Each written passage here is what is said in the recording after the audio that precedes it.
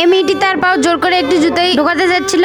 যখন পা জুতোয় ঢুকছিল না, তখন সে নিজেই পায়ের মাপ নিয়ে টেবিলের উপরে পা রেখে নিজেই তার পা মারাত্মক ভাবে কেটে ফেলে। সবকিছু শুধু এই জন্যই যাতে সে ক্রিস্টাল শু পরতে পারে আর রাজকুমার তাকে বেছে নেয়। কিন্তু ভুল করে সে ডান পা কেটে ফেলে। তার মা যখন জানতে পারে, তখন সে ভালোবাসার সহিত বলে যে আরেকটি পাও তাহলে কেটে দাও, এবং সে কেটে দেয়। সে এর আগেও এভাবে নিজেকে অনেক কষ্ট দিয়েছে। কিছুদিন আগে একটি পার্টি হওয়ার কথা ছিল, তার মা তাকে প্লাস্টিক সার্জারি করতে পাঠায়। ডাক্তার তার প্রথমে দাঁত তুলে ফেলে এবং হাতুড় দিয়ে তার নাকেও প্রচন্ড ভাবে আঘাত করে। তার চিৎকার এতটাই ভয়ানক ছিল যে তার ছোট বোনও ভয় পেয়ে যায়, কিন্তু তার মার কিছু হয় না। এবং পরে মিটিকে ডান্স ক্লাস পাঠিয়ে দেয়। ডান্স টিচার তার চেহারা দেখে তাকে পিছনে পাঠিয়ে দেয়, কিন্তু ওই সময় তার বোনকে প্রথম লাইনে রেখে দেয়। তা দেখে মেয়েটি অনেক রেগে যায়। অনুষ্ঠানের দিন তাকে মঞ্চের মাঝখানে দাঁড় করানো হয়, কারণ তার মা ডান্স টিচারকে সব বুঝিয়ে দিয়েছিল এবং তার বোনকে জেনে বুঝে বাদ দিয়ে দেওয়া হয়। অনুষ্ঠান শেষ হয়ে যায়। সব মেয়েরা রাজকুমারের সামনে দাঁড়িয়ে ছিল, যে গুজে এবং উজ্জ্বল জামা পরে।